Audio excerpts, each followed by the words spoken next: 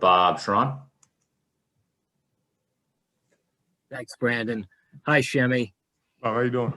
I'm okay. Good to see you. Shemi, I know how hard you work at your game, and in the beginning, you've made your mark defensively, but now you're spacing the floor, shooting so well.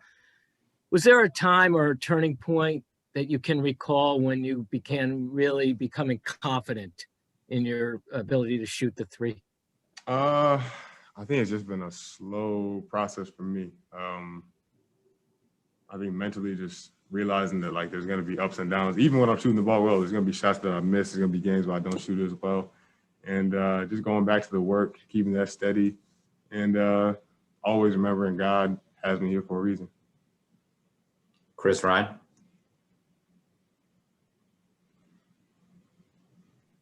Hey, Shemi, just interested in your takeaways from the first half of the season for the group as a whole, and also for you. Obviously, this feels like it's been your best year in the pros. Do you feel that way as well? Yeah, I mean, starting for the group, we have to stay together. We're expected to win here, and I think rightfully so with the guys we have on this team. And I think when we don't meet expectations that we have of ourselves, we have to make sure that we stay together and get even tighter. So through the second half of the year, I think we have to bring that from start to finish every game, knowing that teams are going to come after us, and we have to meet that. And for me, it's been a year where I've really tried to make sure that no matter what's going on, I keep my mind in the right place. That's been the biggest challenge for me and what I've been trying to do, and I think that's helped me on the court to keep myself steady. Mark Murphy.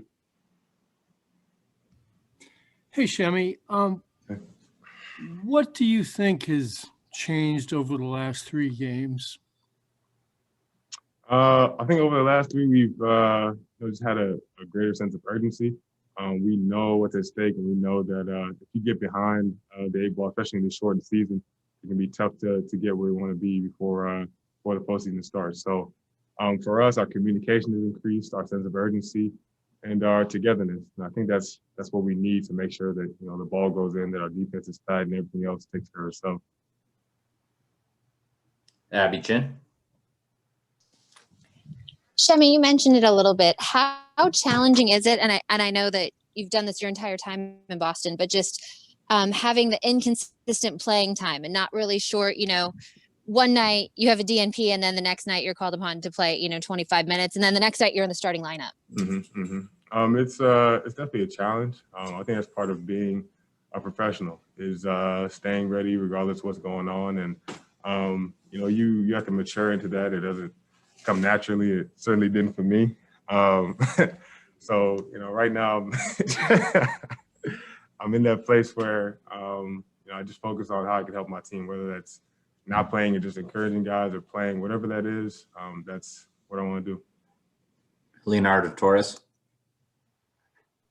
Hi, Shemi. It's Leonardo Torres from Peru. After consecutive losses, have 3 wins in a row. What changes in the team, and what do you think you still need to improve? For us, we just have a greater sense of urgency. Our communication with each other, whether it's during the games or after plays, before plays, and shoot-arounds has increased. And I think to continue this, we have to realize the teams are going to come after us. So we can't have nights where we try to take a night off or start slow or let go of the rope at any point, because in this league, you don't have that opportunity. Abby Chin. Thank you, Brandon. Shemi, what is the mindset for tonight for you guys closing out the proverbial first half, but then also facing a Raptors team that has been decimated by COVID and very shorthanded? Mm-hmm. We have to realize that, the All-Star break is just a couple days. I think outside processions, there's this long period where you get to reset, and it is a slight break for sure. But the reality of it is that we have to finish the second half of the season just as strong. And facing the opponent like the Raptors are going to test you. They're always going to be hungry. Hey, someone go clip this. Hey, that's smart. The second half of the season, we have to finish this strong. The Raptors are going to test us tonight for sure. They're always hungry, no matter who's out there, no matter who's available for them. We have to be ready. know they're gonna come out strong.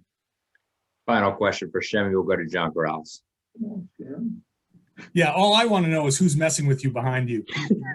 I don't know if I can say. I don't know. I'll just say it was the ghost back there. All right, we'll wrap it up right there. Thanks, Shemi. Appreciate it. Yeah.